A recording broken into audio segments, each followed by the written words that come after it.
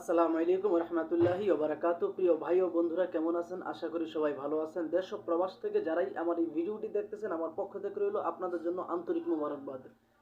আমি চাই আপনারা সবসময় ভালো থাকেন, যে যে দেশেই থাকেন না কেন, যে কাজেই করেন না কেন, আমি চাই সবসময় যেন আল্লাহ তাআলা রব্বুল আলামিন আপনাদেরকে ভালো রাখে। আমাদের দেশের বর্তমান পরিস্থিতি খুবই খারাপ, তবে আপনাদেরকে নিয়ে আমি সবসময় একটু দুশ্চিন্তায় থাকি, প্রিয় প্রবাসী ভাইদেরকে নিয়ে।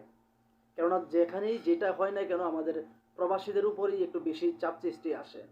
তো যাই হোক, প্রতিদিনের মতো আজকে আমি আবারও চলে আসলাম একটা প্রতিবেদন নিয়ে।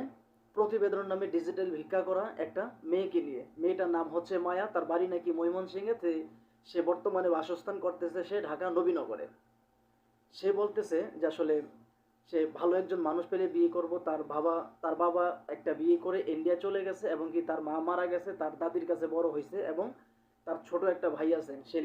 সেই ছোট ভাইটাকে লেখাপড়া করাইতে পারতেছে না, টাকার জন্য লেখাপড়া করাইতে পারতেছে না, এবং কি সে তার অভাব অনটনে সেও লেখাপড়া করতে পারে নাই। এবং কেউ যদি তাকে একটা সেলাই মেশিন কিনে দেয়, তাকে সেই লোকটাকে এই মেয়েটা নাকি বিবাহ করবে।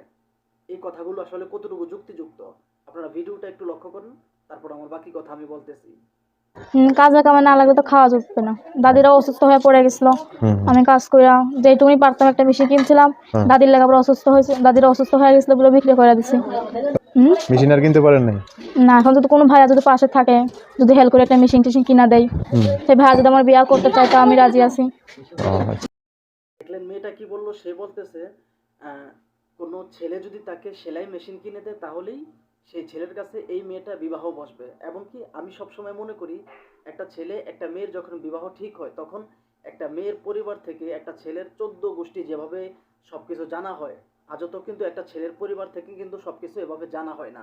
দ্বিতীয় কথা হলো গিয়ে, যেই ইউটিউবাররা এই সমস্ত ভিডিও ইউটিউবে আপলোড দেয় বা ফেসবুক পেজে আপলোড দেয়, তারা কিন্তু সুন্দর করে লিখে দেয় যে আমরা যাদের ভিডিও ধারণ করি তাদের সাথে লেনদেনের ক্ষেত্রে আপনাদের মন মালিন্য হলে সেটা ইউটিউব কর্তৃপক্ষ দায়ী না। এটা কিন্তু ওরা সুন্দর মতো লিখে দেয়, যাতে পরবর্তীতে ওরা কোনো আইনি জটিলতাতে না পড়ে।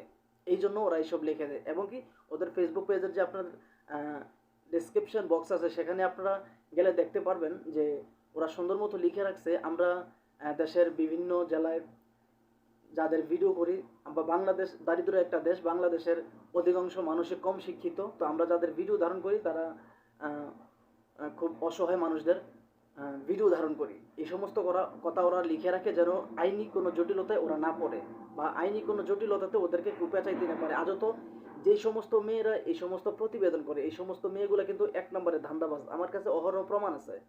এবং কি এই মেয়েটার সাথে আমি নিজে কথা বলছি, আমি 2 মিনিট কথা বলছি। এই 2 মিনিটের মধ্যে সে পারে না, সে আমার কাছে এভাবে বিয়ে বসে ফেলে। আমি নিচে ওই মেয়েটার সাথে কথা বলছি। আমি চাইলে আমি আপনাদেরকে নাম্বারটা দিতে পারবো মেয়েটার। তবে এই সমস্ত মেয়ে থেকে আপনারা দূরে থাকবেন, আমি সবসময় এই শুভকামনাই আপনাদের সাথে করি। এবং কি এই মেয়েটা যেভাবে ভিডিওর সামনে হাইসা হাইসা কথা বলতেছে, এবং তার গায়ের যে ড্রেসটা, সেটা কি আপনার কি মনে হয় যে আসলে কোনো একটা গরিব অসহায় মেয়ের যে গায়ের ড্রেসের সমান? একটা গরিব অসহায় মেয়ের গায়ের ড্রেস সেটা অন্যরকম থাকবে, এরকম আপনার ভিআইপি হবে না।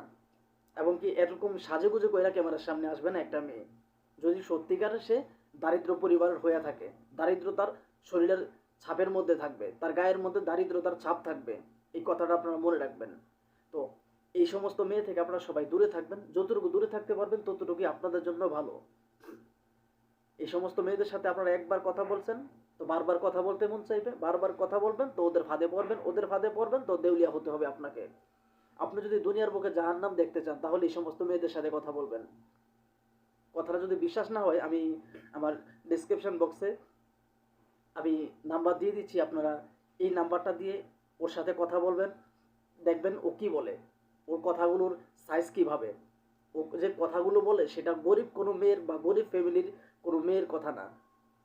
আমার মনে হয় এই সমস্ত মেয়েরা আগে থেকে ছোটবেলা থেকে এই সমস্ত ধান্দা করার চিন্তা ভাবনা, ট্রেডিং নিয়ে বড় হয়, আমার একটা আনুমানিক ধারণা। এবং কি ওরা বলে যে ওদের নাম্বারটাও ওরা মুখস্থ বলতে পারে না। আজও তো কিন্তু এগুলো মিথ্যা কথা। ওরা সব কিছুই বলতে পারে, শুধু মানুষকে বোঝায় যে আসলে মানুষ যেন বোঝে মেয়েগুলো বোকা। এই মানুষগুলো, যারা দর্শক, যারা এই ভিডিওগুলো দেখে, তারা যেন মনে করে যে এই মেয়েগুলো একেবারে বোকা। এই এটাই মানুষকে বোঝাইতে চায় ওরা।